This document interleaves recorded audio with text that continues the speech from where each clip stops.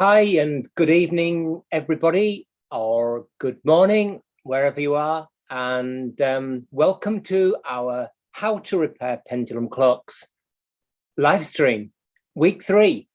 You may remember, if you were with us last week or you saw the footage on YouTube during the week, that we began cleaning in our way for our 8-day duration long case clock. So we'll be working towards the mechanism. So we're going to do the ancillaries, as it were, first, the weights, the pendulum, and we had a look at this device here, the false plate. And we saw that it was signed Wilkes Baker of Birmingham. And I think this partnership only existed for about 5 years. So that helps us date our clock to the early 19th century. What we did was we washed this in mineral spirits, then we heated it to hand hot, dried it in the drying oven in drying media, and then covered it in Renaissance wax. So we brushed it with microcrystalline wax. Now it's done and finished. So rather than it hanging around until the project's finished and getting dusty again, first thing I'm going to do this evening is to wrap it and label it, and then it can go away into the store and we can forget about it until the rest of it is done. So we've taken photographs as usual. Here's our little photographic scale that we write out every week. To wrap the false plate, I'm going to use acid-free tissue paper. A couple of sheets here.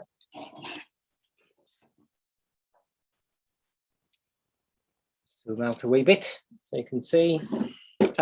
This acid-free paper I'm using, there's all sorts of acid-free tissue, from some that's very kind of affordable right up to stuff that's more expensive, depending what you want, depending on the level of archival quality, whether you want buffered or non-buffered paper. There's all sorts of stuff available. The stuff I'm using here is relatively down the bottom end of the price bracket. We use it once, obviously, and then I get used to packing it, won't throw it away. I'll go for recycling. So anyway, we have cut sheets as well. Acid-free paper, you can get it on a roll if you're using lots of it. I prefer to use the cut sheets here. Really useful material.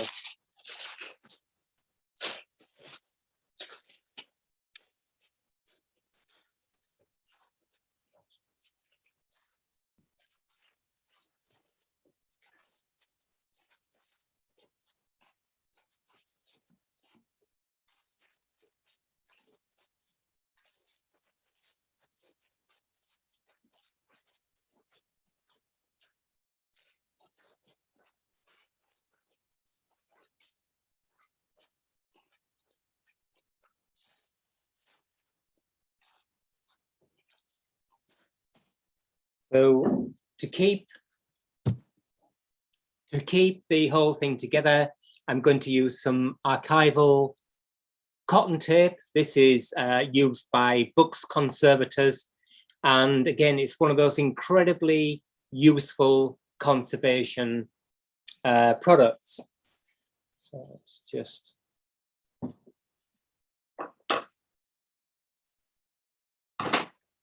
I'll put a description to the link to the archival tape. It comes in 2 or 3 different widths, I think. This is 6mm wide, and it's actually, for me, the least useful. The slightly wider stuff is more useful, and you can see this is retailed by Preservation Equipment Limited.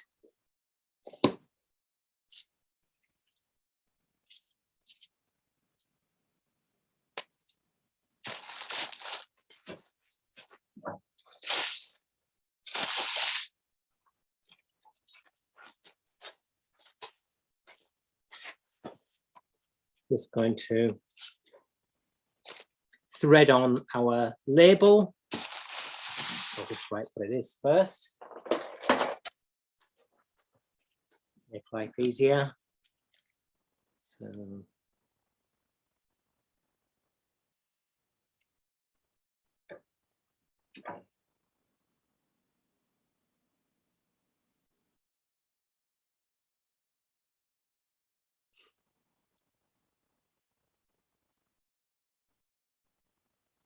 it's 18th. There we go. So we'll put our details there, and then whoever finds this won't have to unpack it to learn what's inside.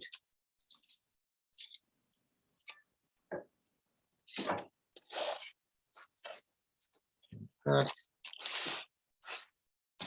Just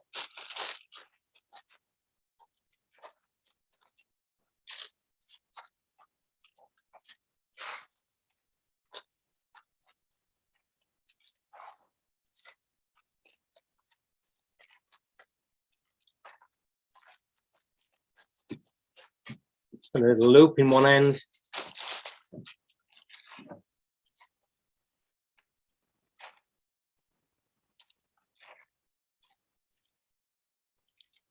Quite tricky to do with wearing the gloves. And then we can pull that tight.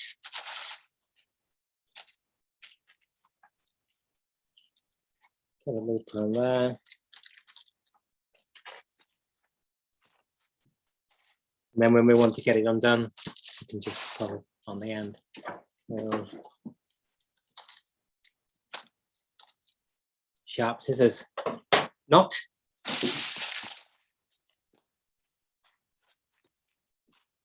So there we go. It's taken a while, but there's our first part of the clock finished and just ready to go on when we've done the movement. And this is the way, as I said last week and probably the week before, how I'm going to approach this project, because what I don't want is to have a lot of extra stuff to do at the end, thinking I've kind of got the clock finished and ticking. I just want to put it all together and it's done. Anyway, that's my kind of personal sort of approach to it.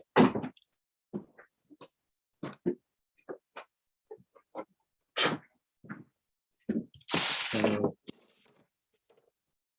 that's gone in a tray, and we'll put that to one side and we can go back to more cleaning. Now, there have been 2 things that have kind of really irritated me this week. You'll remember last week we were talking about the pendulum, and we started looking at the pendulum rod. And yeah, we're going to, let's try and move that. There we are, that's better. We're going to try and straighten that tonight and get that out of the way, because it's the most irritating piece of material. It's been poking me in the eye, it's been falling on the floor, it's been doing all sorts of things that we don't want it to do. So what I want to do is to straighten that pendulum rod out. You may remember it is like this. It was bent round to fit inside the box, not by me. And once we've straightened it out, we can put it on a piece of timber, we can splint it, label it, put it out the way, and it's done. Well, the next most irritating thing this week, it hasn't been like that, honestly, it's been really good, but just 2 things that have been, normally I would have jumped straight into it, but of course, because we're doing this on live stream, we want to do it all in front of the camera, is the seat board. Now you can see the seat board is in quite good condition. I'll just move this up a little bit, you can get a slightly wider view.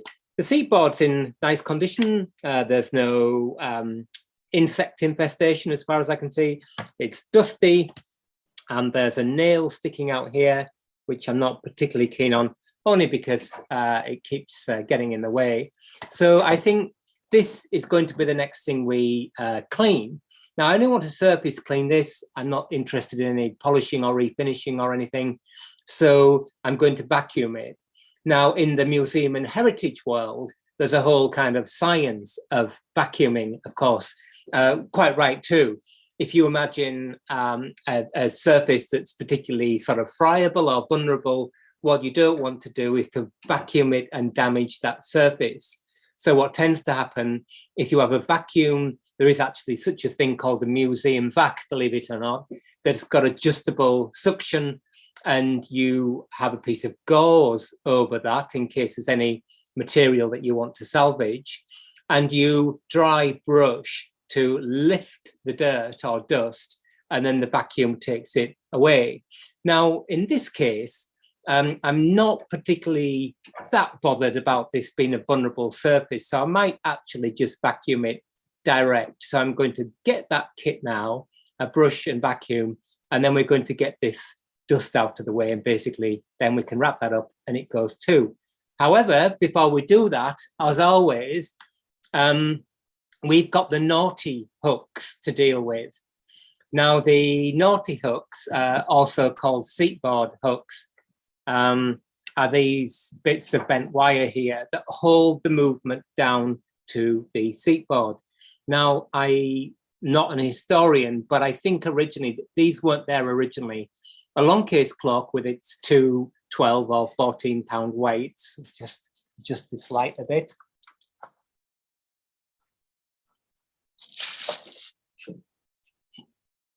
Bit better, bit white now, but anyway, with these two 12 or 14 pound weights, just sits there inside the case, which can be hazardous when you come to take the hood off and take the weights off and things.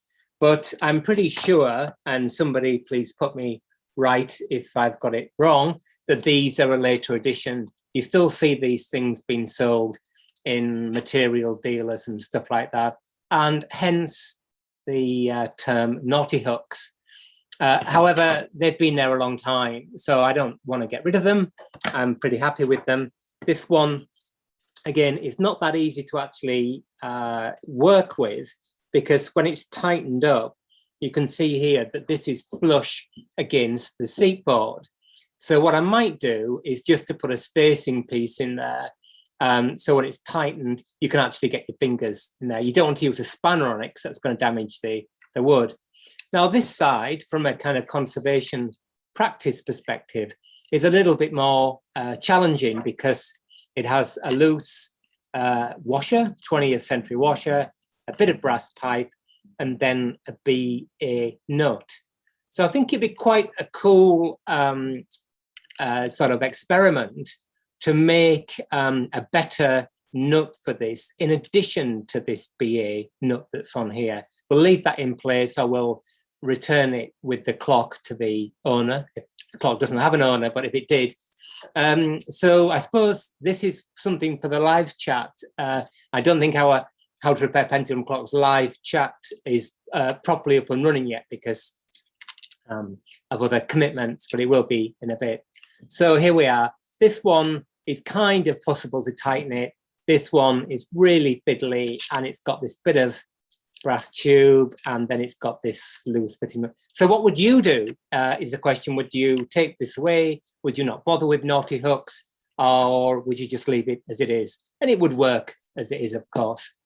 So what I'm going to do is do some photography. We've already actually photographed the seatboard. It's on our Instagram page, I think.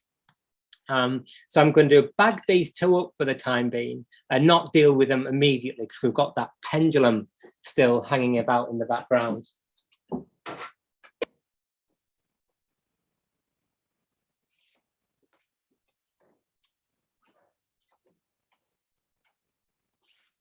Now, you may remember from a couple of weeks ago, we talked about proper left and proper right. So, I mean, of course, there's every chance that these things have been mixed up left, right, and centre in the past. But for sake of consistency, we're going to just put them in bags. So let's have a look at this. This is the front of the seat board. This is the back of the seat board where the pendulum swings, I think. So this is our proper right, because we are being the clock, be the clock, and this is proper left. So let's just mark our bags.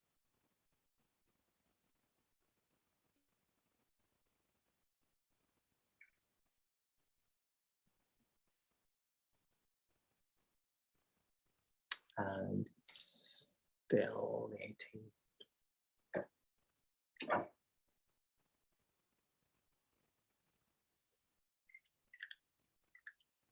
So at least we have the opportunity to put them back in the place that they came out of. Long thread. I presume this is the BA thread, by the way, because we're going to be talking about threads with our pendulum rod in a few minutes.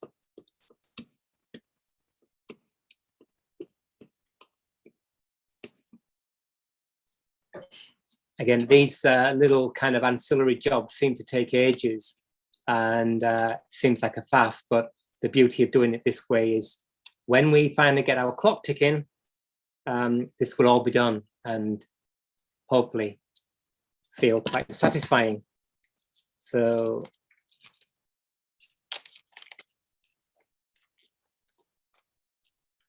there's our seat board hook, going our back of parts.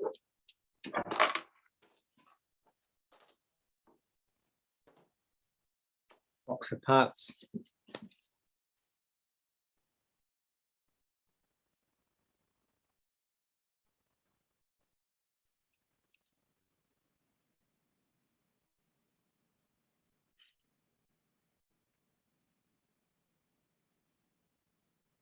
There we go. If you repair long case clocks like this, there's never any need to fit seat board hooks if they're not there, nor is there any need to nail the seat board down. Well, as I said before, once the movement's on here, it's got a pendulum and two 10, 12, 14-pound weights. It doesn't move. It's purely really for the sake of the repairer.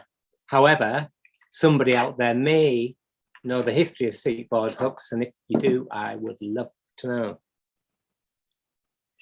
Right, so this one's gotten all bent as well. This clock's been in storage about 30 years. So maybe, there we are. Put that back. You can see it's bent, it needs a bit of straightening up. And I do actually wonder whether it'll fracture if we straighten it, but don't know what that pipe is. Kind of quite interested to see what that is.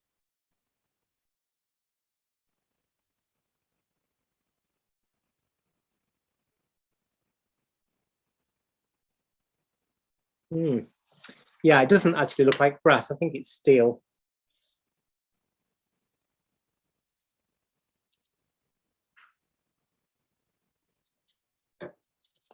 There we go. So there's our proper left seat board hook assembly, and we can be thinking about what we're going to do with that. Now it looks like it's in a little bit of a mess anyway, but it'd be quite cool to make a different design of nut to go under there. Not that we're in the market for improving things, but this is meant to be a broadly kind of educational event. So here we are. Here's one nail, presumably out of 4 originally, that went down into the cheeks of the case, just a regular old nail. So let's give that a bag. So what normally happens, one ends up with a bag of half a dozen things, the lines, any bits that you took off that were soft soldered or something that you've redone, a spring, fly spring, for instance, I don't know, whatever it is. I put them all in the bag and give them back to the client at the end of the project. So that's how way around.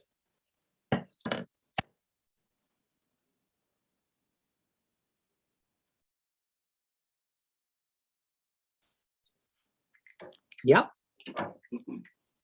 The video streaming is coming across as quite jerky. Right. Is it set up in the same way that it was last week, or is there a different way of optimizing it for streaming? Or? No, I think it's because my computer, apparently the YouTube feed isn't particularly good this evening.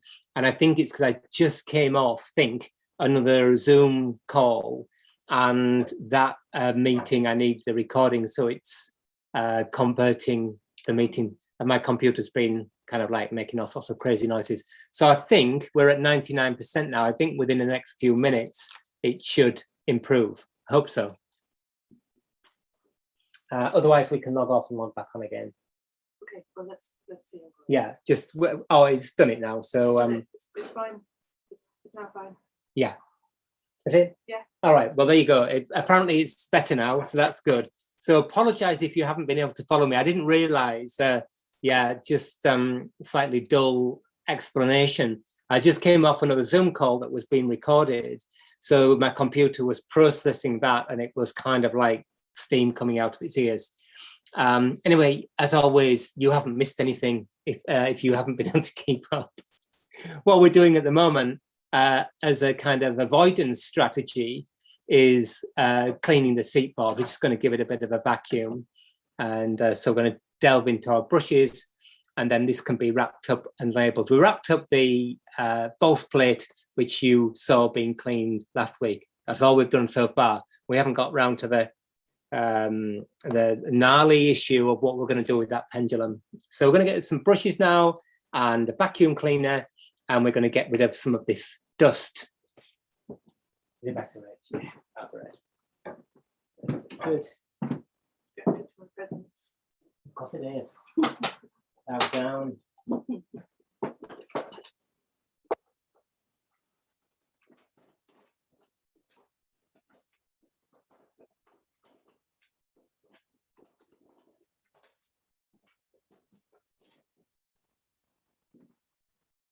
Okay.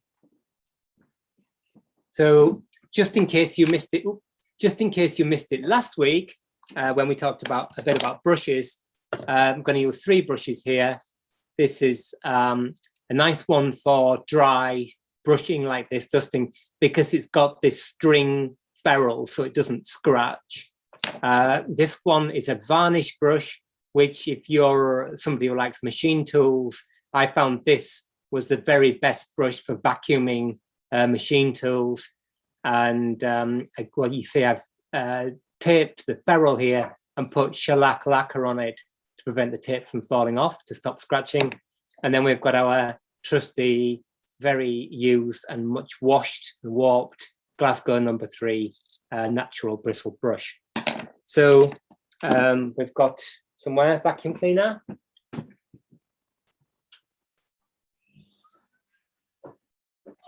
And I've got this microphone.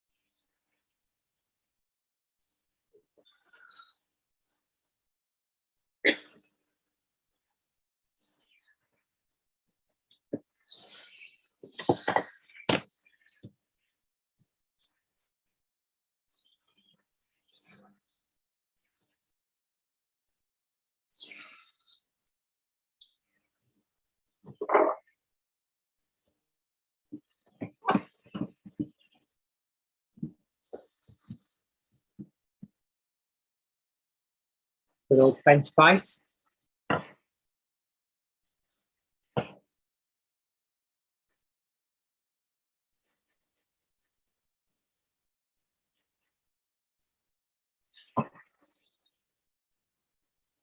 don't know whether you can hear with the vacuum in on, but we're obviously, depending on the surface, very mindful that we're going to cause damage by this brushing operation. So obviously here we might have, I don't know, veneer lifting, not on a seat board, or gilded surfaces. So we'd adjust our level of intervention and sort of approach accordingly. I would consider this particular object to be relatively robust. I'm just using the vacuum to catch the dust so it doesn't land everywhere, land somewhere else. Vacuum has a HEPA filter in it, so it's ideal for things like this. I think we're kind of getting there.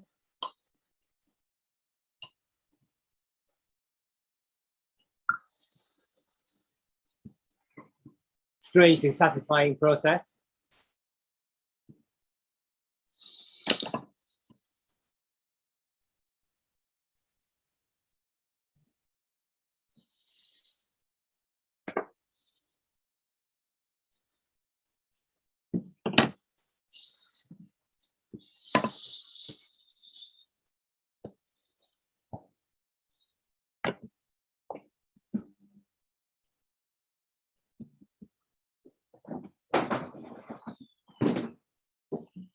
That's the first time I've used a vacuum cleaner live on air. First time for everything. So there we are, looking a bit smarter now. This kind of thing, whatever it is, perfectly happy with that. We've got rid of quite a lot of the sort of loose three-dimensional dust on there. And we may give this a coating of wax. What does the live chat say? Just a clear, not clear, but a coating of wax on this, or leave it as it is? Wax or leave it? Is there anybody there? Yeah. Right, okay. So let me know what they say, because now it's not now or never, but I'll do it now if we're going to do that.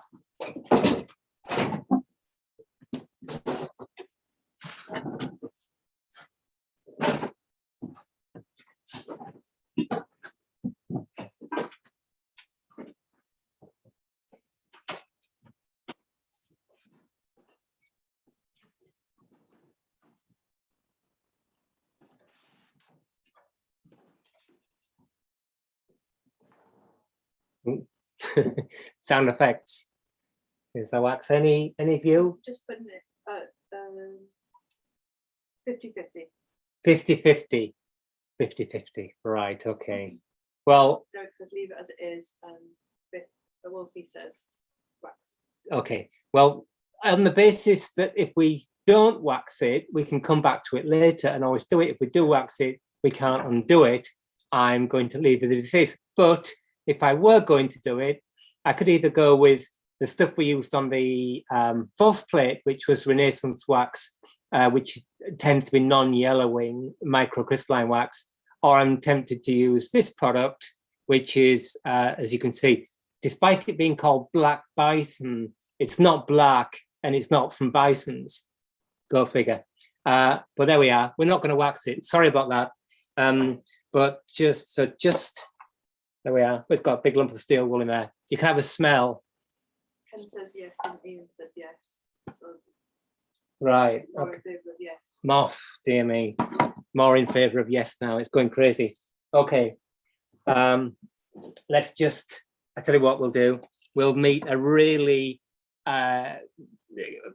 funny compromise, because this side, as you can see, has got this kind of quite interesting red colour. Quite interested in that. On the underside, let's wax the top and see what happens. Tell you what, we'll do half, and then we can see think about whether that was a good idea or not. So I'm just going to find myself another brush, a wax brush somewhere.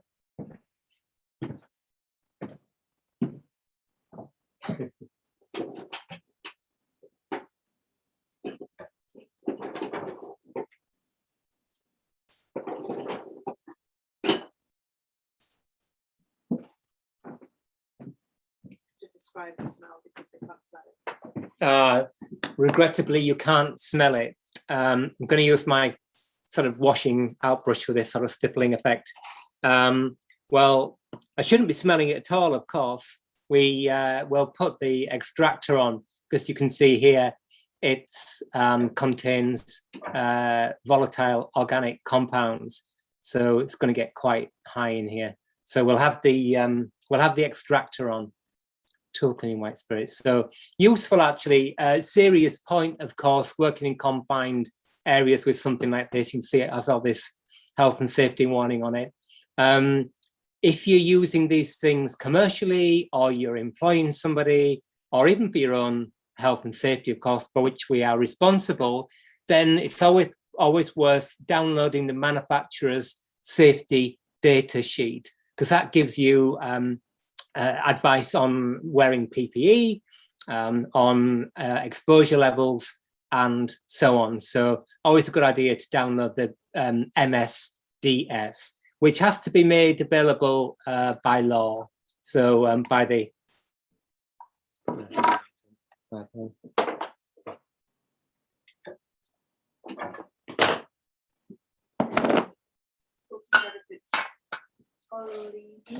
toluene, yeah. Yes, smells lush. Yeah. Actually, I won't say that because I'll get told off.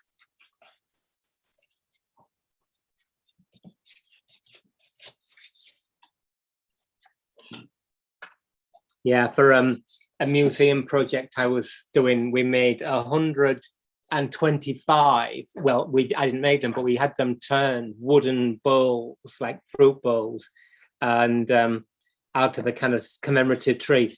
And I had to wax them all, and that was, yeah, some journey.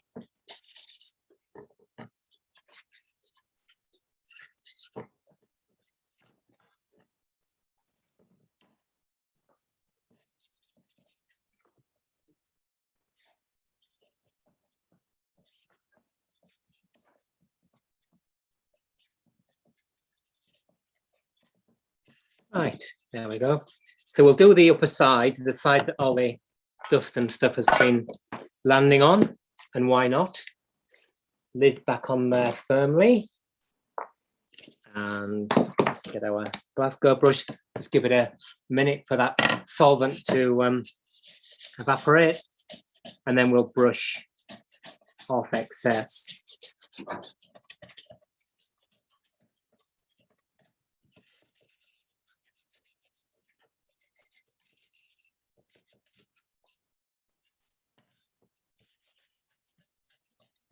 Thank you, everybody who's helping us on Facebook, by the way, during the week. Been good fun, as always. All sorts of exciting projects going on, including a new clock, an American clock, we believe, that was given to us by a client. I delivered a clock yesterday, and they said, oh, by the way, as people always do, we've got a clock you can have. And I said, great, we will use it for our next live stream project when this one's done. So we've got an American clock next with open springs. So we've got clocks coming out our ears.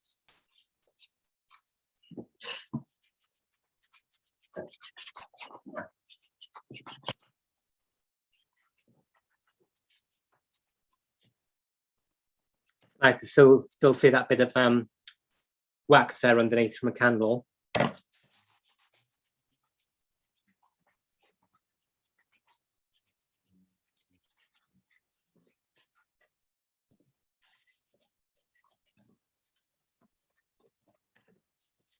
Well, that solvent will have liberated a bit of dirt that was ingrained in the surface of the wood. So inevitably you can see on the brush look how sort of dirty the whole thing is. But I'm not particularly bothered about that. It's not going to fly up and get in the bearings of the clock.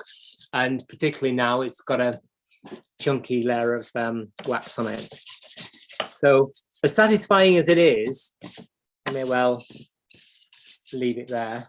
So there we go. What do we all think? We've got the non-wax people on the underside and the wax people on the upper side. So same as our false plate before, we're going to wrap it in acid-free paper.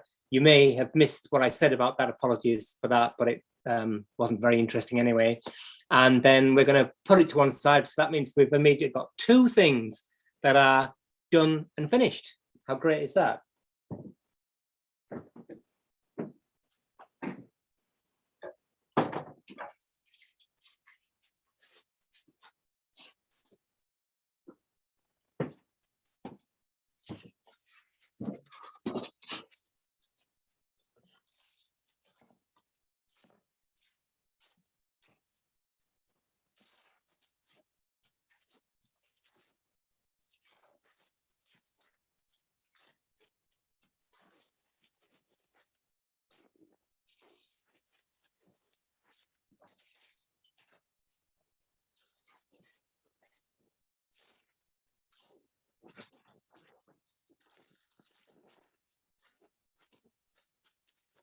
There we go.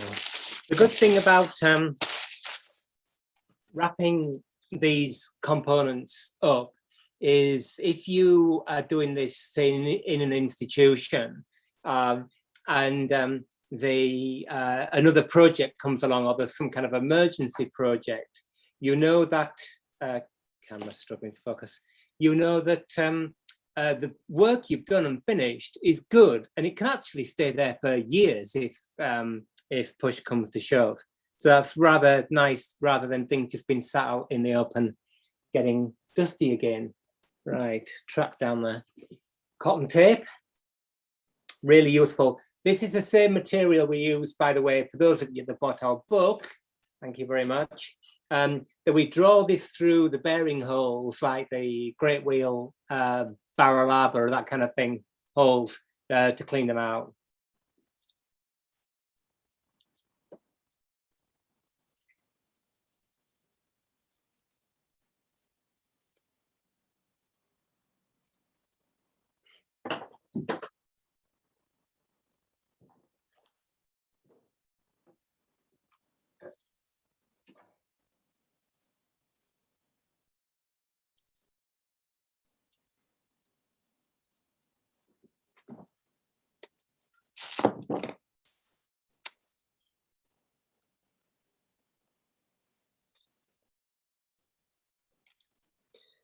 Start that way.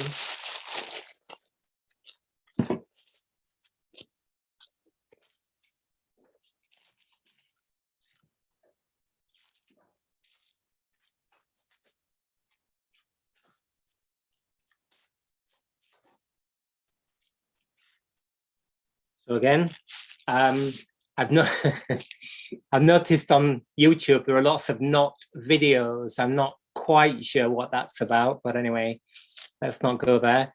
Let's not go there. Haha. Not puns, please, in the live chat. First one to come up with a not pun. Not fun. A not pun. I don't know what you win. So, there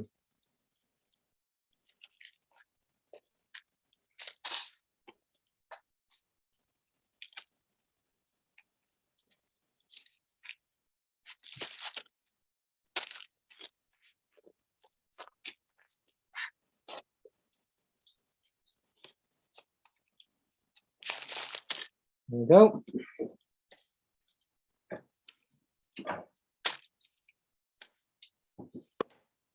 Ah.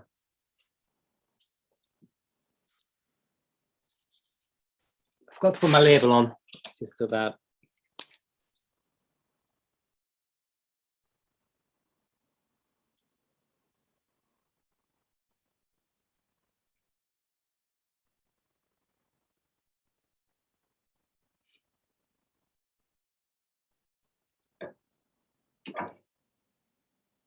There we go. See here, they can see the magic of the magic conservation knot line. Look, how cool is that?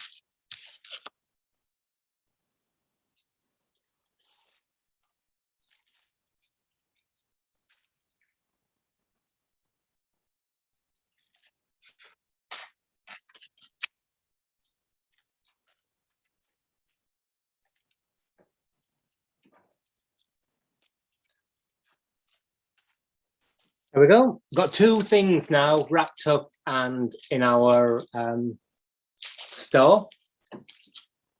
And it's probably time to tackle the pendulum rod of doom. Derek says, do not forget label. Oh, thank you, Derek. Derek said don't forget the label, but because of the time lag in the broadcast, I forgot the label. Good, right, pendulum rod. This is going to involve quite a lot of knocking. So pendulum rods like this is iron, soft iron, not soft iron, sorry, this is iron. So it'll straighten, it won't fracture, it'll be absolutely fine. And they're often bent or kinked, but this one is particularly bad. So I'm just going to straighten it with rawhide mallet, even if I can find it.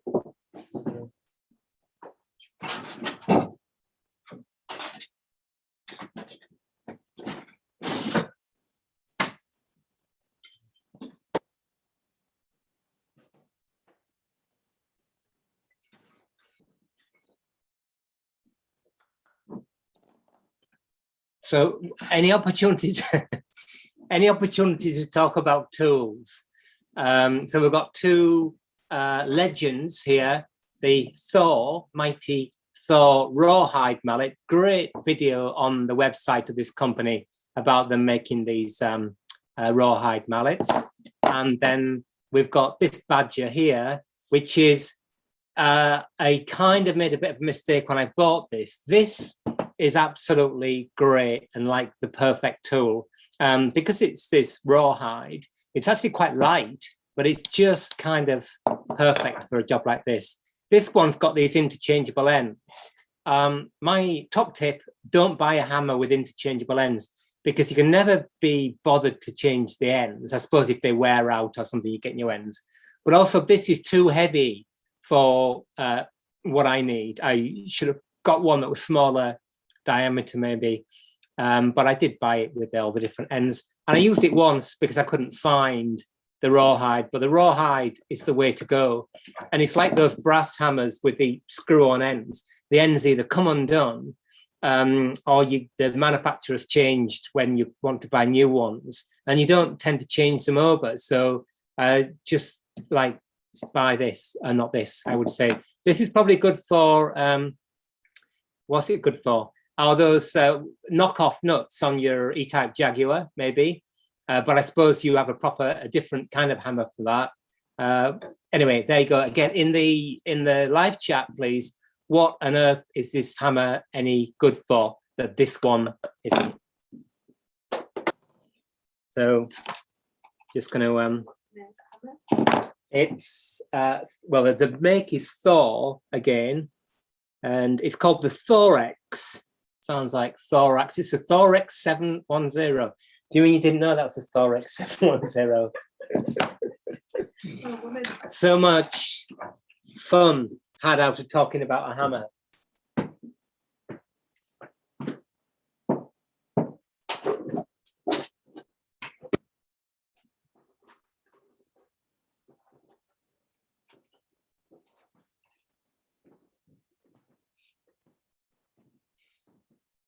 Of fun using the term loosely. So now we're talking about the hammer and not doing the work. So I got each of the ends. And again, the problem with this is you can never remember which of those ends do a particular job. So some are tougher, some are stronger, harder, softer, whatever. And they kind of all feel the same. Maybe the gray one's a bit kind of more rubbery. In fact, let's get rid of the white nylon. And I know what, let's get rid of the brown nylon, which I think is the tough one, and put the grey one on instead, because the change is as good as the rest. So what I need to do is to, every time I wanted, well, when I wanted to change the ends, I had to go on the website and look. There it is. Wonder what it's made out of. Chrome plated something. Right, there's a good chance of getting totally distracted now with a hammer. Ian says maybe the Thor hammer is good for biking. Yeah. The Thorex.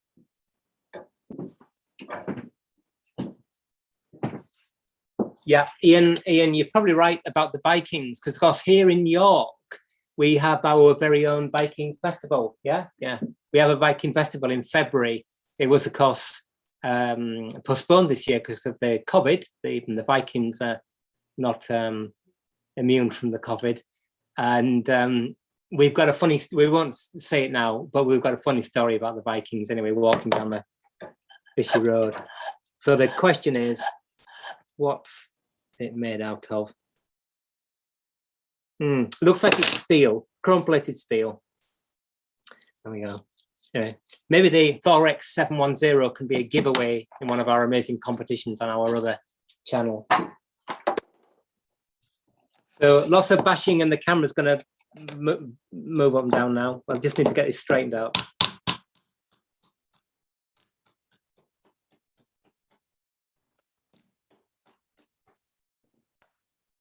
Unless the computer breaks, which it's likely to do, the good thing about this surface, natural lino, is that it's just compliant enough for jobs like this. I mean, it gets a bit beaten up, but it's really the kind of perfect surface for working on.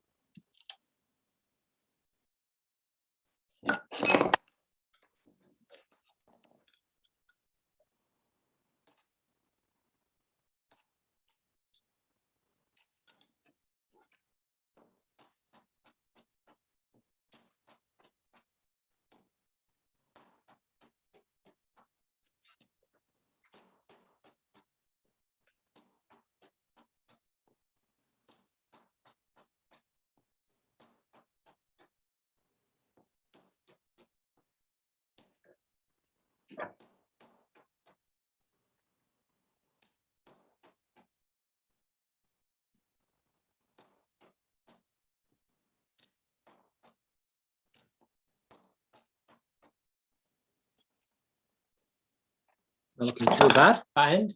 How straight is straight enough, I suppose, is the question. So.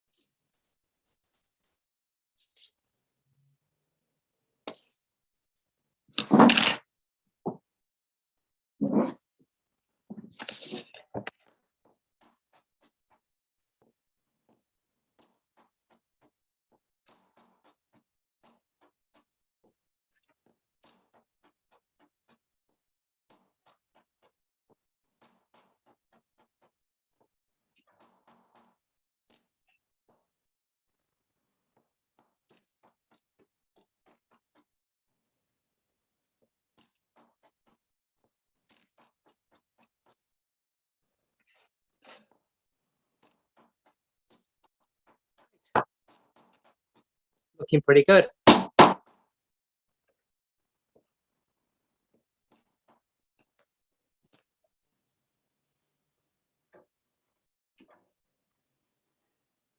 Just a wee.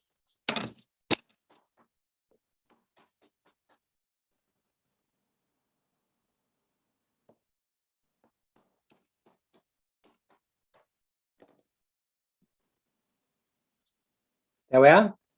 Not perfect, but probably enough for now. Great. So I'm just going to give it a wipe with some, you see a bit of dirt falling off it here, but just a bit of paraffin.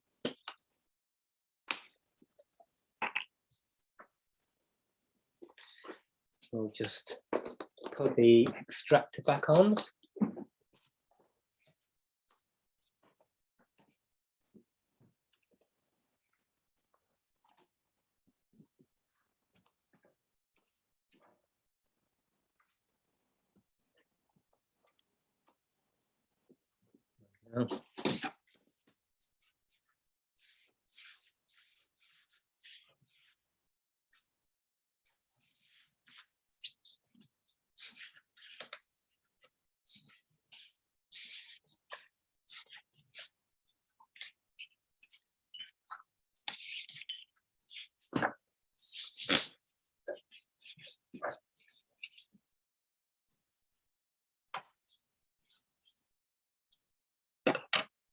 Good. So it'll be deeply sorry about the noise of the extractor. It'll be deeply satisfying to get this pendulum rod strapped onto a bit of wood so it doesn't keep poking me in the eye. Right. Okay, so now we just wait for that smell to disappear and we can actually get down to something moderately interesting, and that is our plan for the slide.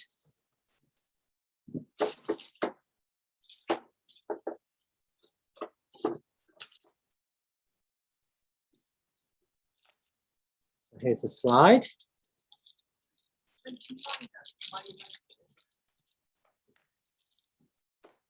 Can I? Yeah. Is anybody interested? Yes. All right. All right. Okay.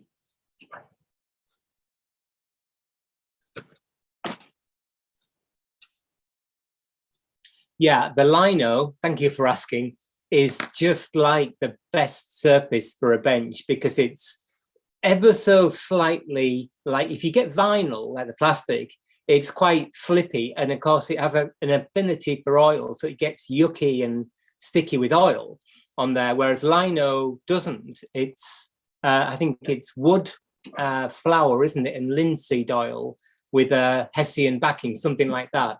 Naturally antiseptic, not that it matters around here. It has an amazing smell, comes in a range of colours, like this green, which is really restful, like a bit like Bourgeon green. Bourgeon is a registered trademark, by the way. And and it's got this kind of like self-healing quality. So it can get cuts and a bit like one of those cutting mat things, and it gets stinged in and it sort of squidges back out again or something, very non-technical. But we had it at the college and on the benches for 20, 25 years, and every day, quite a lot of use. And it just kind of gets this sheen eventually, which vinyl doesn't get. And it's plain. Obviously, if you've got wood or something, then there's a grain there. And if you were doing smaller work, which I don't do, then you can't see things. So that's my shout out for vinyl. I can't remember the name of the company I got this from, but in the old days, you could only get the flooring grade stuff. But now they do this furniture grade stuff because it's fashionable, which is thinner, and you can buy it in shorter lengths as well. So I did this bench and this piece of wood here, which I can lift off on both sides. So yeah, big shout out to vinyl, to lino. And if you get sick of clockmaking, you can then cut it up and do lino cuts and become a printmaker instead. So what's not to like? Or start a hospital. Right, okay. So you remember last week we got this little threaded piece. I'm getting focus. Liberated from there. And somebody said quite rightly, it's going to be difficult to straighten this, but it maybe already looks like it's started to crack there. But also, is it going to be strong? Well, possibly it might fracture, but my problem with it is it's nearly impossible to straighten it because it's stretched. If you can just, he said, leaning forward, if you can see there, the thread on the outside, on the outer radius, of course, is stretched, and the thread on the inner radius has gotten compressed. So it depends from, yeah, I mean, I think we are going to make a new piece here. So let's just do a little drawing of what that might look like. And then let's think about matching that thread. So we need to measure up.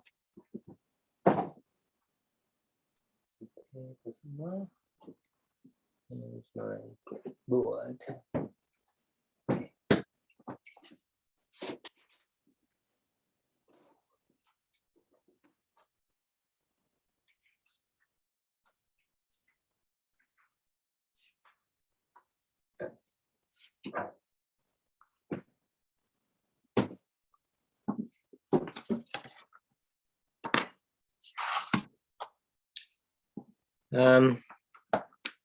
Let's start taking some dimensions. Don't know if that's focusing or not.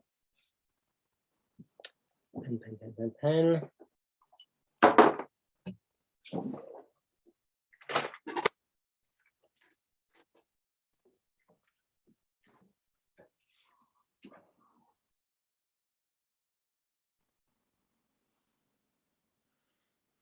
So here we've got the end of our pendulum rod, which has got a bit of thread left on it. It's got just over 1 turn of thread left on it. So regrettably, not enough, I think, to get any kind of purchase on there. So let's have a little measure up. Now, it could be, I mean, this is, what did we decide last week? 1820. When did Whitworth start? In the 1850s? One of you history people will know, I'm sure. So this is probably Whitworth. It could be a later pendulum, of course, and it might be some kind of standardized thing. So let's just have a look. 3.4, 3.4, 3.4. It's 3.4 millimeters diameter, give or take. So you will already be thinking, is it 8th Whitworth? I can never remember what that is. 3.2-ish, isn't it? Isn't it? I think. Let's get the mighty calculator. I'm sure one of you have done it already. Well, 25.4 divided by 8 equals 3.175. As you may remember, my mental maths is poor. There we are. Good old calculator. Anyway, so it's not 8th Whitworth. We can't get away with that, or can we? Of course, what we could do, we could just turn or file the end down a bit, and then put an 8th Whitworth thread on there, because what we're going to do is we're going to make like a little stepped piece to go in. So that's a possibility.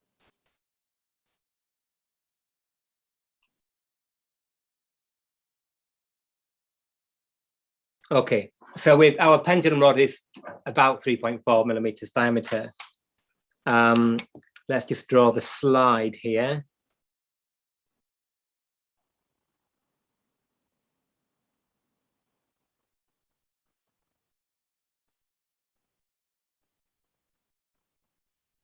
Sorry about the drawing. So we've got mystery thread here. We don't know what it is. We'll know that the major diameter is about 3.4 millimeters. So what we want is let's go for green, color coding. What I'm going to do, unless there's an outcry, is make a sleeve. Right, thank you.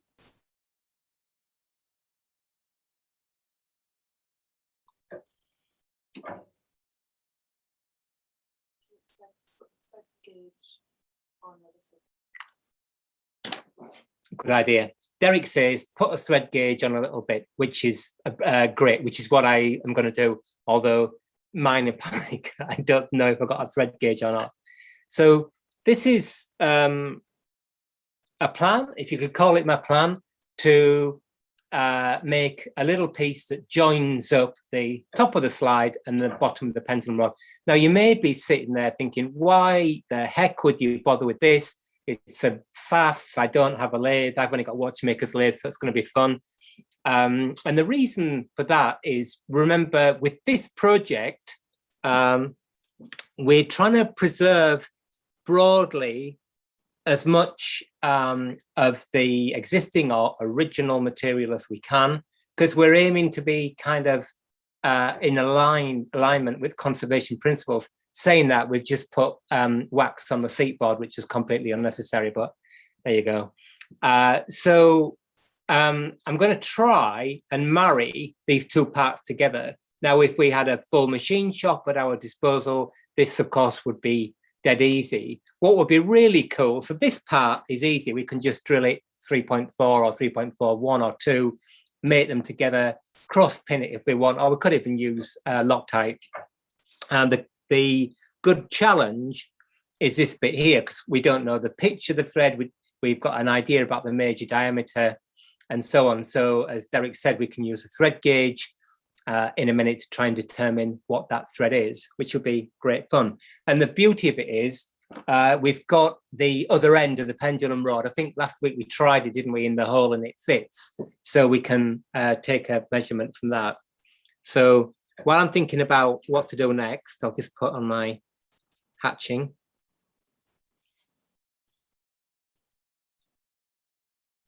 This is, again, stalling. There we are. So that's what we're going to make.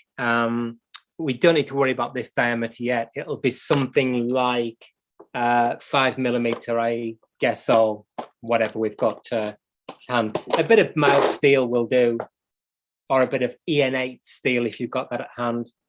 So yeah, actually 5 would be more than enough. I think somebody said last week about it looking funny. I totally get that. And of course you could try and get around that. You could braze a bit on the end here. Oh, I never thought of that. Or silver solder, maybe, a piece on. So yeah, it's going to be obvious that we've made a repair here, but at least in future, somebody can come along and they can throw the repair away and they're pretty much back to where we were. So yeah, I mean, 5mm outside diameter would be more than enough. Yeah.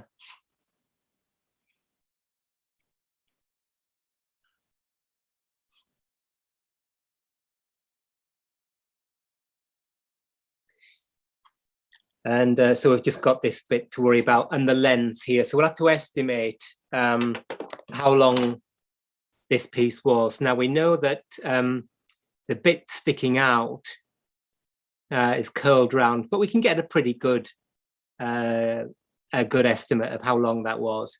The bit inside we're not particularly worried about because it'll just thread into the hole. So let's just, probably the easiest way for me to do this is just to get a steel rule and hold it up. Says presumably this is not going to alter the pendulum length or beyond what can be compensated for by moving above.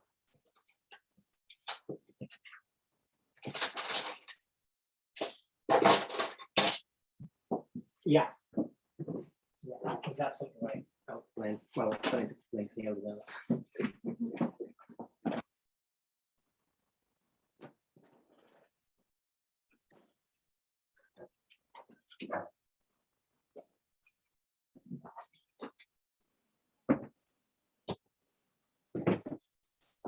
Sorry, we're just all these searching around for tools, but so we're using the absolutely stellar Mitutoyo 6-inch rule, which is a really great ruler.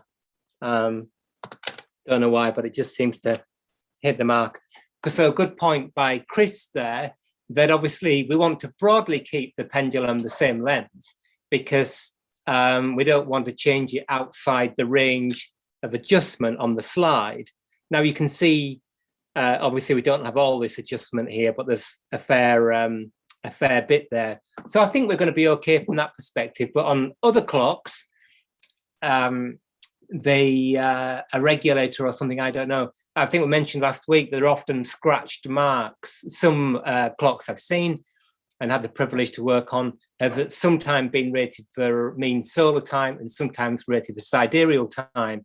So you've got 2 marks there. So you wouldn't want to change it so those marks no longer corresponded if you could help it. In this case, it would be a bit crazy to be too worried about it, which is why measuring with a steel rule is useful, is enough.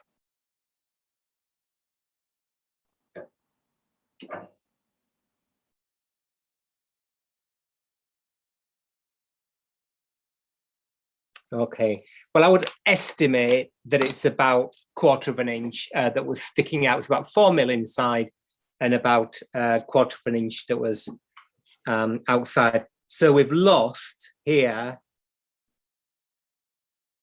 So all these poor conventions for drawing, I'm sorry about that. Apologies to anybody who was watching who can draw.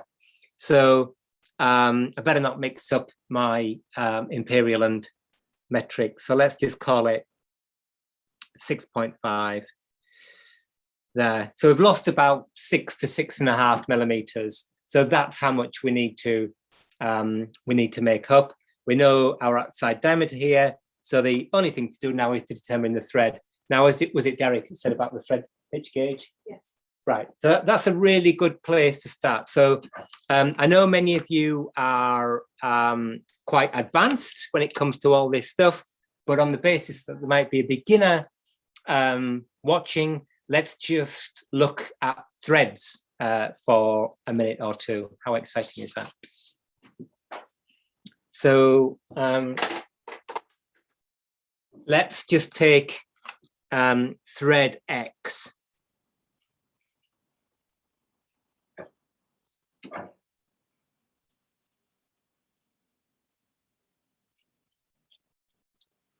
As rough as you like.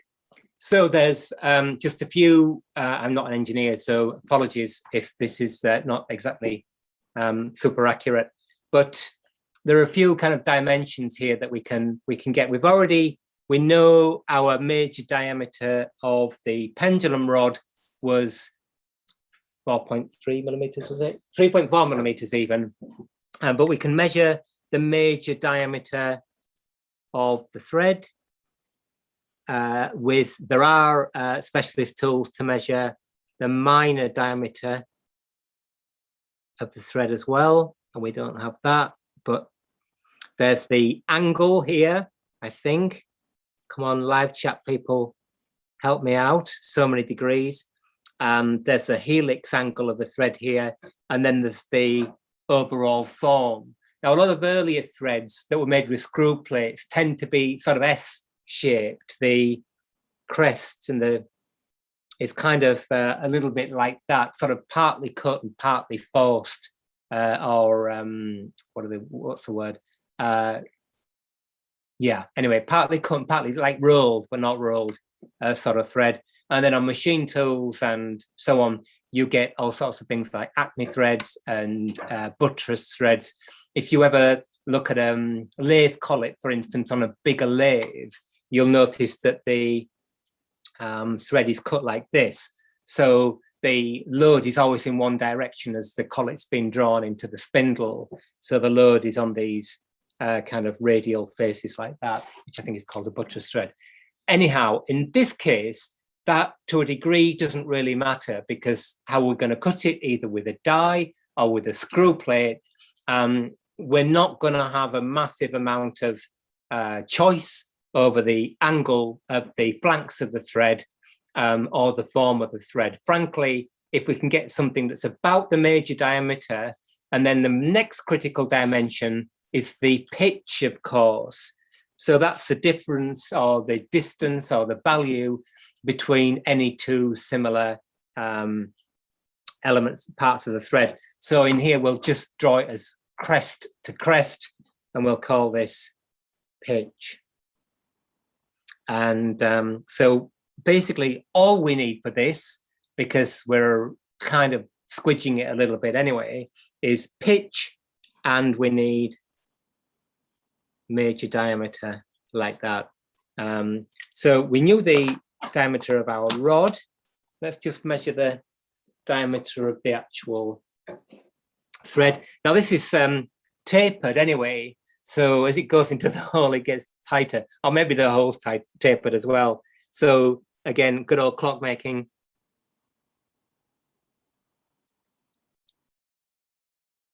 So it's about 3 mil, so it's quite a lot smaller than the outside diameter of the. Yeah, and this bit that's broken off is about the same. Just out of interest, let's look at the rating thread and see if they've used the same die. Yeah, might have done. Oh, that's quite cool. Bit bigger up there, but not a surprise. Oh, that might help us, because this is a longer version. If this is a longer version of what we've got down the on the top of the slide, which would make sense, kind of, then this is great, because we can measure this much more easily than that weeny little bit of material. So let's just have a look at that before we look at some taps and dies. Now, again, you people who are watching this maybe have an engineering background, in which case I apologize, but there may be some clock type beginner people to whom this is all new. So I'll just offer up.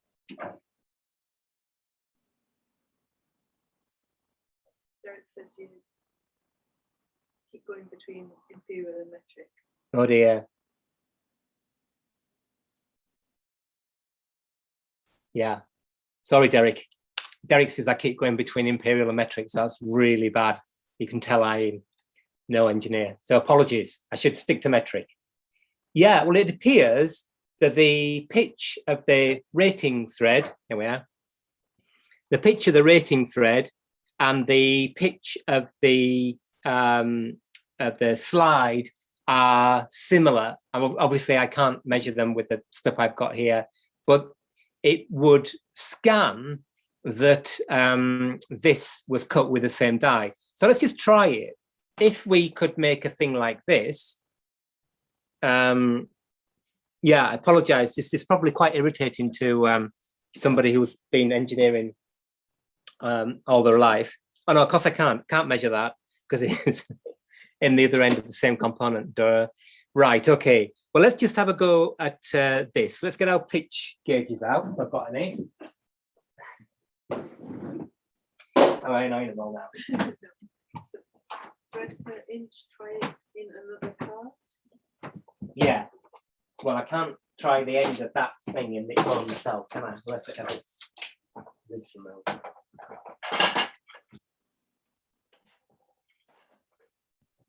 So this is thread gauge.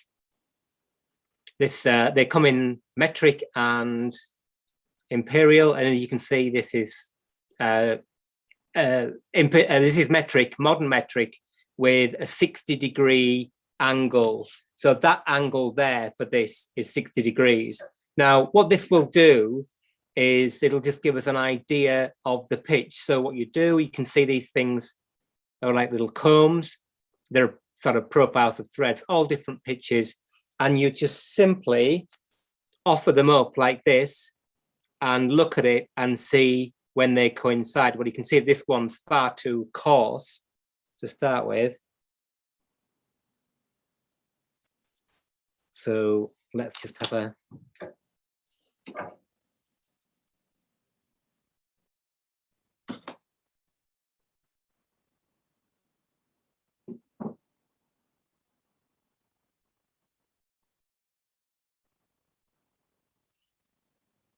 .75 is too coarse.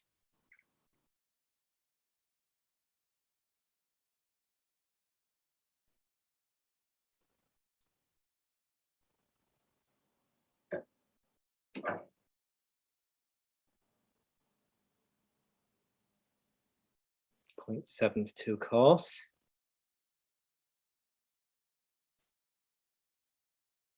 Now this again seems like a complete faff on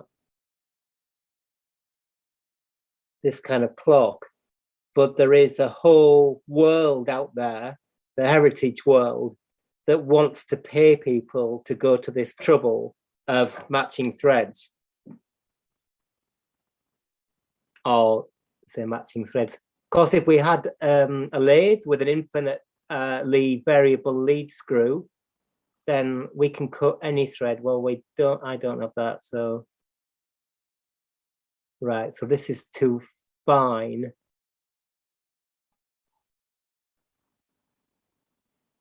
So it's somewhere between 0.6, this is millimeters, so the pitch of 0.6, and there isn't a 0.65, unfortunately.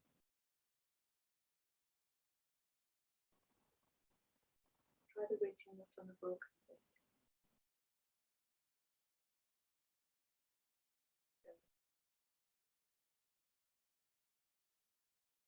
It's very close to 0.7.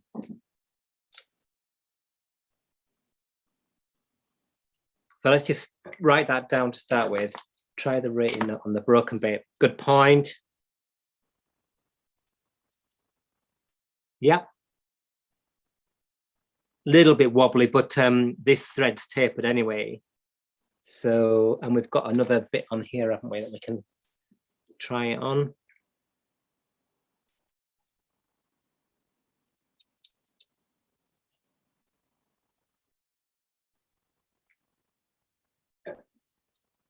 I mean, not brilliant, but certainly, because it's not going to have to do anything once we get it on there, definitely we're kind of in the ballpark with that.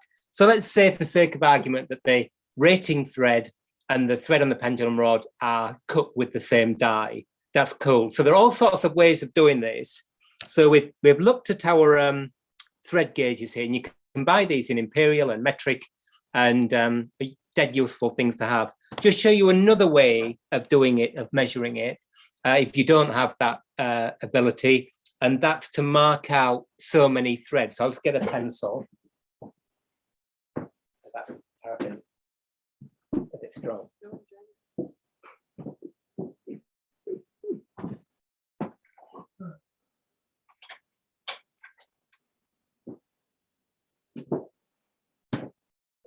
See Ken Cobb's article, isn't it?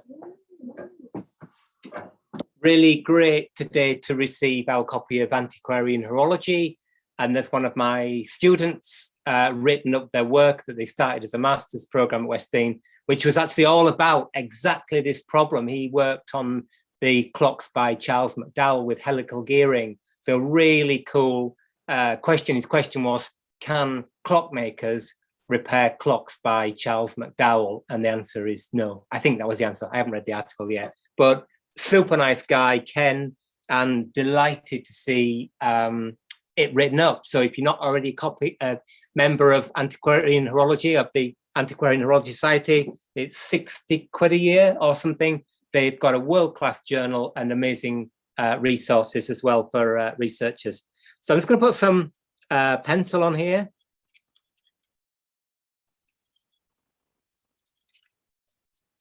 Like that. Then let's just move the edge so you can see. What I'm going to do is I'm going to roll.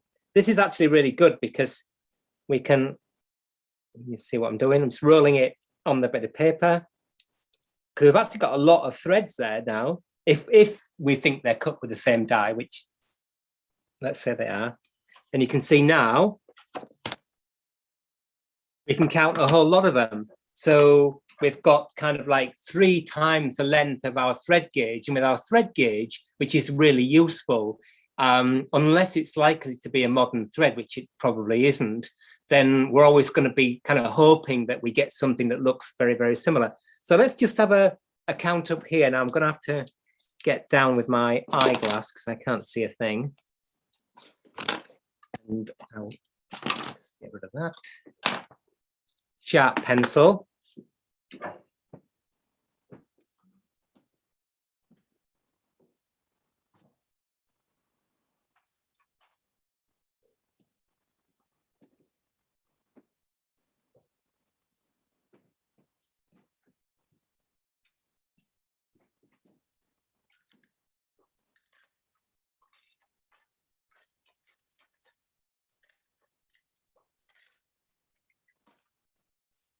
Right, okay, excuse me now.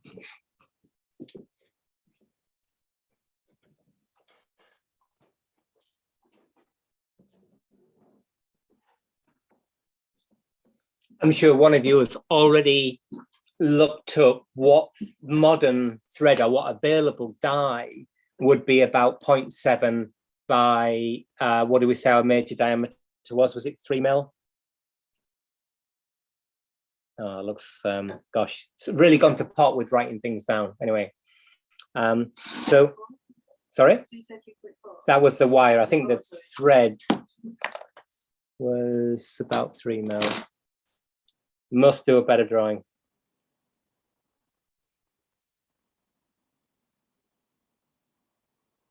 Yeah, actually the thicker part of the thread where it isn't sort of tapered down. Look, if you look at the end, you can see that the contrast is quite big today. It's kind of worn down a little bit from that point as well, or something's happened to it. So if we measure up here where it's a bit, well, a lot less worn, of course, because the raging thread's never been up there. Gosh, there's actually a bit of damage on that thread there as well. So not ideal. But what we can do here with our bit of paper now is measure or count as many threads as we can.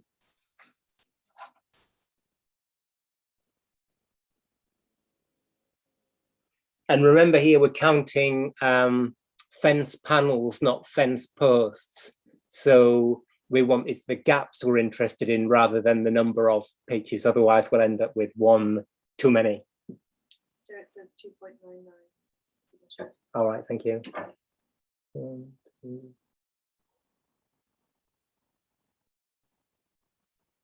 10, 11, 12, 13, 14, 15, 20, 21, 22, 23, 24, 25, 27, 28, 30, 31, 32, 33, 34, 35.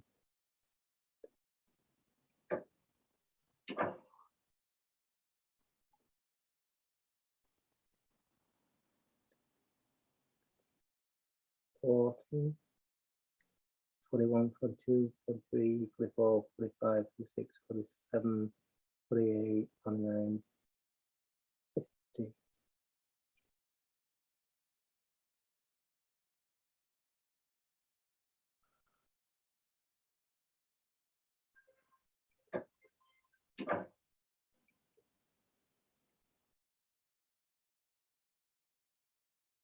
Right, so we can count 55 threads, which is like an amazing luxury, because normally you've just got these tiny little bits of material to go out. So I'm just going to eyeball it. And again, with a ruler, you actually see probably within about 0.1, 0.2 of a millimeter, which over 55 threads isn't a whole lot.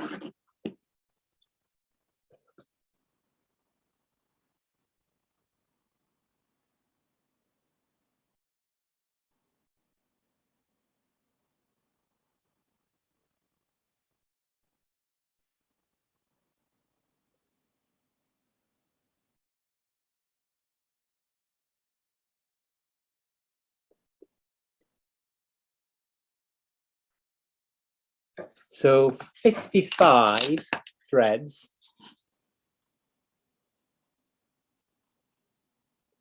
as it's one thread, isn't it? 55 turns equals about 38.5 millimeters. So what does that work out at? 38.5 divided by 55 equals 0.7. Exactly. So our somebody probably worked that out in the head. Now, without specialist thread measuring equipment, I think that's going to be as good as we're going to get. I'm pretty amazed by that, in fact, that these two figures broadly agree, even though we've got 3 different kinds of pen, pencil, and mixture of metric and imperial. We do appear to have got to the fact that the pitch is about 0.7 of a millimeter. So hopefully somebody out there is looking up to see whether there's a modern thread standard that's 0.7 by about 3.2 millimeters diameter.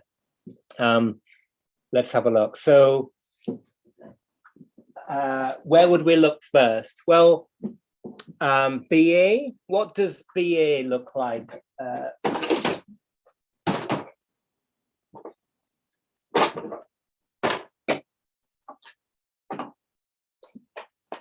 It says very thread, Swiss, THURY.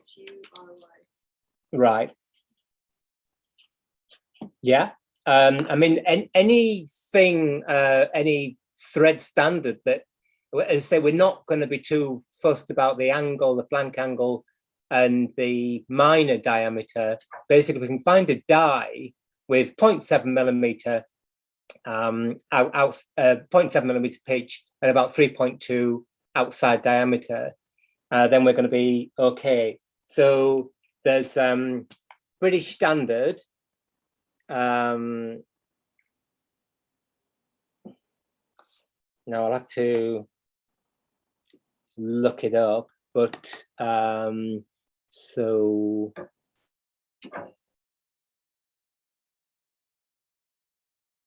well, that's clearance diameter, isn't it? So 3, 4, 5, 3 BA. I think 4BA is going to be too small, isn't it? So 3BA, 0, 1, 2, 3. So British Association is a late 19th century thread standard, and it was based on a metric system. People think it's an imperial system, but it's not. It's based on a calculation from a metric system. It's used by instrument makers and clock makers. So you have a relatively fine thread standard. So it's always worth looking at BA. So I'll just look at 3BA. I could look it up, but I don't know.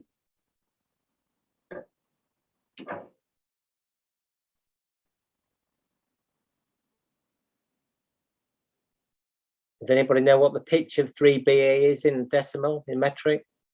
It's actually very close.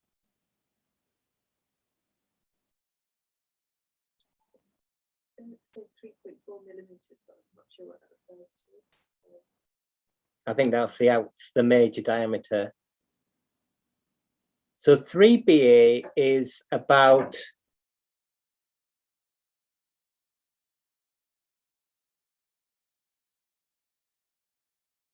so over 11 threads, 3BA runs out about half a thread, half a pitch, which obviously if we were doing a long component or something that had to be super reliable. So we've only got, I think we've got 4, have we, turns of the thread, I can't remember, in the inside the rod. So we're going to be out less than a quarter of a pitch. So a quarter of whatever, 0.7 millimeters. Now that's not ideal. I'm not saying that that would be any good really, but it's worth bearing in mind. There's an option for us if we can't find something that's better than that. Now I won't dwell on this too much longer. There's a couple more things I want to show you, and then we can all go away and think about it and come up with something for next week. So the next thing I want to show you is, it's not going to be Whitworth, that's too coarse. It's not going to be metric coarse, that's too coarse. BA is incredibly, actually quite close. So we could try, I don't want to damage it, but we could try the, where's it gone? That's never in the right order, 7.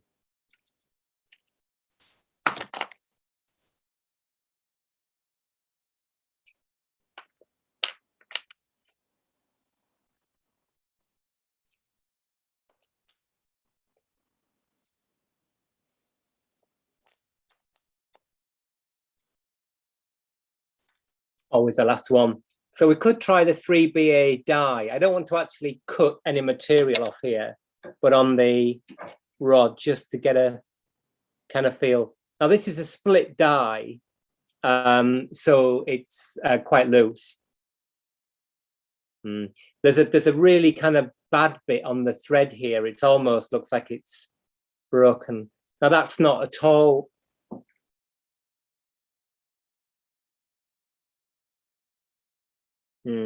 Unsurprisingly, that's not at all happy on there. So that's not a particularly good idea.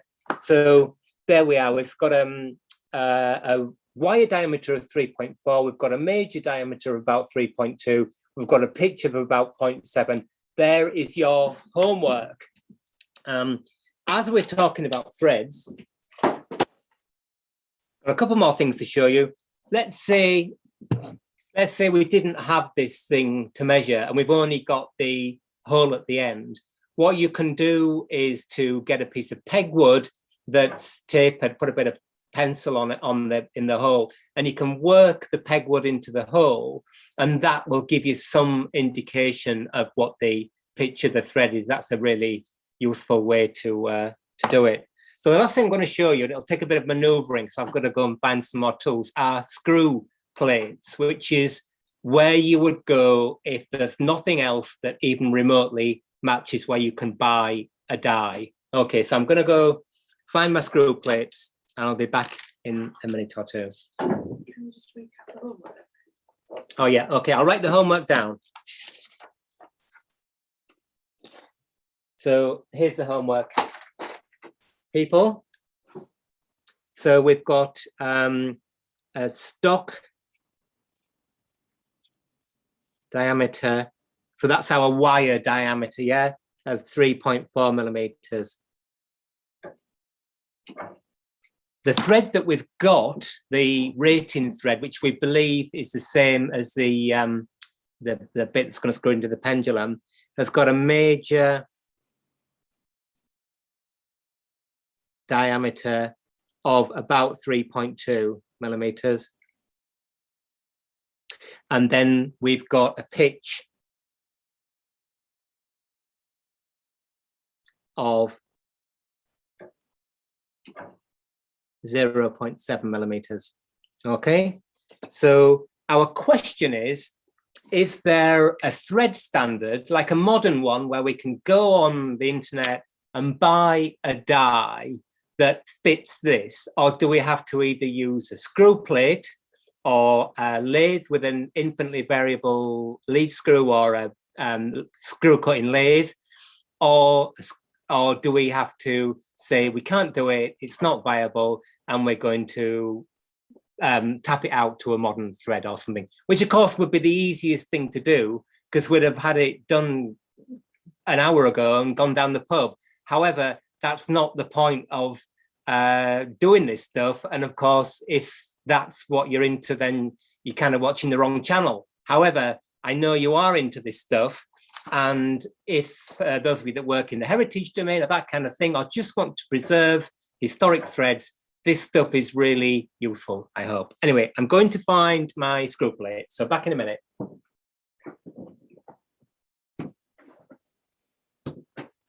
It's okay, Rachel.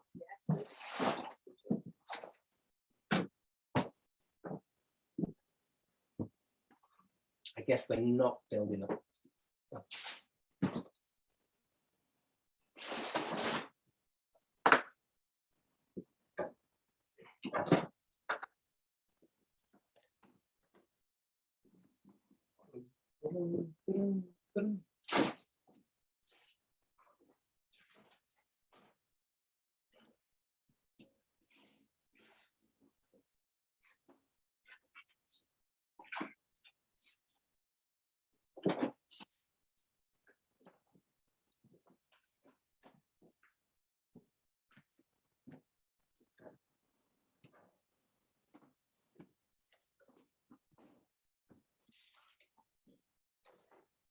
Away with the homework.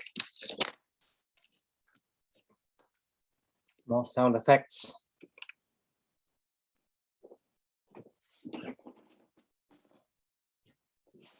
So, screw plates. What the heck are screw plates?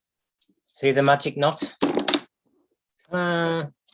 Screw plates are like the most useful thing ever if you are repairing old clocks and you're matching threads. I'm not sure I'll be able to, it's maybe actually that one. I say, I'm not sure I'll be able to find it, but I don't know if it's this one. It's one of these older ones. Totally got me out of or into a hole. Many years ago, in other life, I was repairing what is kind of generally believed to be the great grandfather of all four-wheel train, two-train long case clocks belonging to the Museum of the History of Science. And there was a screw missing, and it was one of the screws, in fact, it was the screw that held the bracket to the backboard bracket. Those early long case clocks had a little L-shaped bracket thing. Anyway, the screw missing, long story short, and one of these screw plates totally got me out of a hole. I went through loads and loads and loads. And what they are is how you made threads before you had taps and dies. I mean, you can see here, somebody's made taps. Deformation is the word I was thinking of before. So you've got a homemade tap, which is this one? I don't know, maybe it's actually, I don't know whether it came with a screw plate, who knows. Anyway, you've got a tap here, and unlike a modern tap,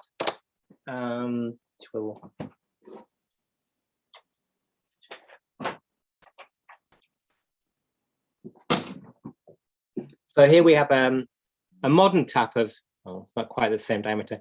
And you can see that the modern tap has got flutes down it, that, and it's the leading edge of these flutes that do the cutting. This doesn't have those, but tell you what, works absolutely fine in the kinds of materials that we're using, brass and iron, basically. Of course, this thing is made for cutting all sorts of difficult materials in an industrial setting, but this actually works incredibly well. So anyway, screw plates for you. So what we would do here is, I'll just put that back in its hole. Now, most of these don't have, so here's the kind of typical 19th century Martin plates. Now, these I know have got fine-ish threads. So what I've done here, you can see another project. Let's get that.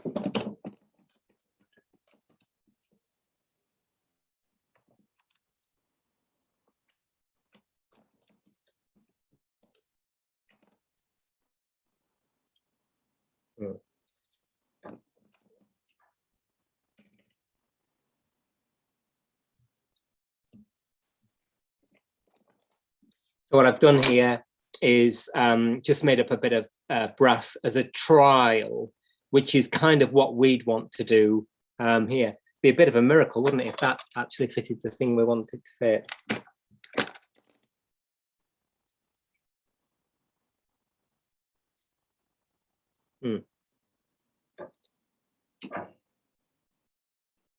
It's not it's not great, but it screws in. And in fact, you know, without wanting to, we'd obviously have to want to measure the pitch, but you know, that's all we need from this thing. If we start off with material that's a larger diameter, you know, that kind of thing is going to get us out of a hole. I think this is actually too small, but let's just have a look at that with our trusty thread gauge.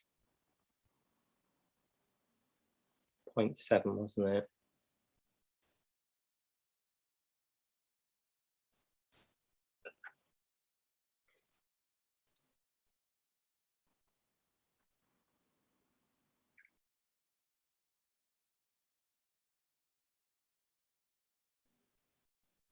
No, it's quite a lot too fine, and it's too small as well. But it could be, you can see the holes here are tapered in size, so it's well worth looking further up the row to see if we can find something that fits. So you could do that with all these holes. You could put a bit of wood inside them or a bit of brass. And of course, what you're saying here is, blimey, Matthew, I mean, maybe this wouldn't be quite as long if I wasn't talking as well, but it's going to take you an hour, quarter of a day to make one screw. So that's going to be expensive. And that's absolutely fine, because if you're working on a clock that's worth more money, I don't know, 100,000, 500,000, whatever, somebody's going to pay for that thing for you not to go in there with a modern tap and die. So that's not always the case. And of course, there's a wider principle, and it's good fun, and it's good to talk about all this stuff. So so all you could do here with these screw plates is to kind of look at the ones that have got fine threads and find one that fits, which is a time-consuming job. Now, I'm not going to go through them all now, because it's we've got some exciting cleaning to do. So not that one, it's either too fine or it's too large diameter. Again, if you've got access to a lathe and you can find one that's the right pitch for this kind of thread where it's going to go in, it's going to stay in, what you can do is you can chase that thread with a file. So let's say we've got a screw plate or a die even that's 0.7 millimeters pitch, which is probably the metric one is. I don't know what size that is in metric. Cut the material you want at 0.7 millimeters pitch, then file off almost all the crest of the thread, and then cut it again or chase it with a file so it's smaller diameter, file off the, and then you can make big thread into a small thread by maintaining the pitch. And again, you might say, well, God, that's not going to work, or it's going to look ugly. But the reality is, for 17th, 18th, 19th century clocks, it's going to be absolutely fine. And this thing isn't dynamic, remember, per se. As I said, once it's in the hole, it's kind of in the hole. Nevertheless, we don't want to just wrench something in there. So I'll just go through another couple of these. I say they are incredibly useful.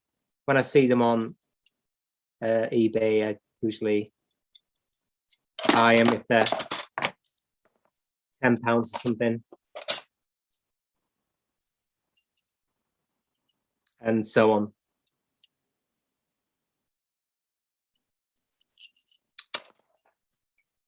Some of them don't have cutting faces on them. Again, they just form the thread by deforming the material, which is perfectly fine. If you can see, causes a lot of pressure. It's sheared off to screws as somebody's been making them. Anyway, that's maybe, oh, this is useful. One, somebody's made a lot of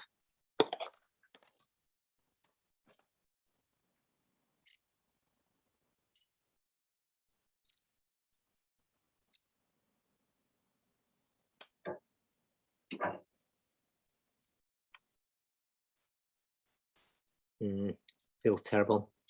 Anyway, the problem with this is you go to the whole box and still not find one that's a good enough fit. So it's good to have all these things in your armory.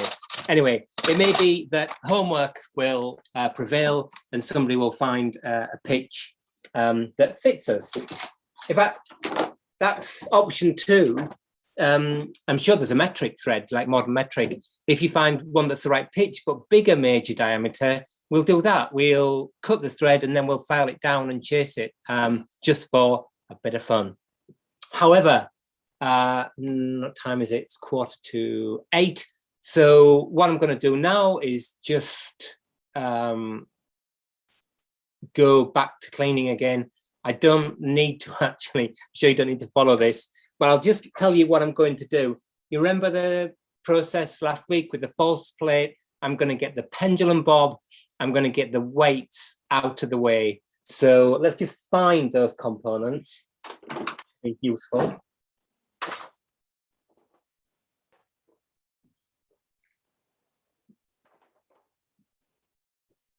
So here's our cast iron pendulum bob, and here are the weights. I don't need to subject you to the torture of cleaning these. So remember what we did last week is we washed them natural bristle brush in a bit of paraffin. Then we changed the liquid because it got quite dirty, and we did a rinse or a second wash. And then we dried them in our maize, the gritto cobs, the corn cob thing, which has been in the drying oven at 50 degrees. Then we allowed them to warm up, so they were kind of hand hot. And then we brushed them with microcrystalline wax to prevent them from rusting, or help prevent from rusting. The only kind of extra challenge here, the weights are obviously very straightforward, is the pendulum bob. So to get inside here, I'm going to use, if I can find it,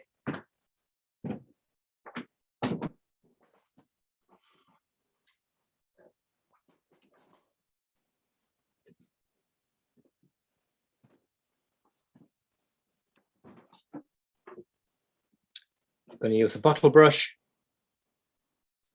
Yeah, that'll be perfect in there. Good fit. Very good fit, in fact. Another thread, look, threads are everywhere, aren't they, when you start looking at them. And I'm also going to run some of our trusty cotton tape through and draw it backwards and forwards, like we show you in the book with cleaning or washing the Smith Enfield mantle clock. So just that, going to wash them, rinse them, dry them in the cobs, warm them up, cover in microcrystalline wax, and then they will be ready for next week's session for wrapping up with our other 2 components. And then, joy of joys, our like really dull cleaning work on the ancillary parts is done. It's finished. We're going to start looking at the movement, I think. there's the dial, which is sort of in the back of my mind as well, what we're going to do about the dial. I'm going to take some advice from a colleague or a friend who's a paintings conservator. I'm not going to do any retouching of the dial or filling in, but what I do want to do is to do some surface cleaning, and I want to then do some consolidation. I worked on a dial last week where one area of it was really friable, so I did some consolidation with an acrylic sort of fixative, a Lasco acrylic fixative, which seemed to work quite well, but I was sort of mindful that I was going a bit too far off my area of knowledge. So the question, of course, with the dial, in fact, let's end on a high. Let's just move this out of the way and have a little look at the dial. Then we'll call it a day. So I won't lay it down, but you can see the back of the dial is pretty much like the weights and things. It's a bit rusty, not a problem there. We can locally clean it. We won't immerse the whole thing, obviously, maybe vacuum it, but then just locally clean it with mineral spirits. We'll take the date ring off and do that the same, and the stud, get the dust off. So the back is not a problem. Our challenge is what we do with the obverse. We looked at this before. It's had, unfortunately, some quite scratching there. So, you know, at this, I like the way on my phone that the face recognition works. That's so cool, isn't it? Gosh, clever. So this is one of those sort of so-called empire dials with, let's just zoom out a little bit so you can see a bit more, with the four corners of the empire shown there. So not too bad actually here. There's just look here, we've got a loss. I think this post here for the date wheel has been riveted. Often they work loose, and I think somebody's come along as you do with a hammer and riveted it, which has caused this paint to come up. The dials are not sort of primed or anything like modern paint would be, so the paint does tend to shell off. And then here we've got, I think it's missing dial foot, isn't it? Yeah, we've got the missing dial foot, so somehow we're going to have to find a lathe and make a dial foot, but that's not a major problem. But you can see it's quite grubby. So what I'd like to do, we've got a lot of probably shellac lacquer around here, look, that's yellowed. Now we could go down the route of trying to get that off.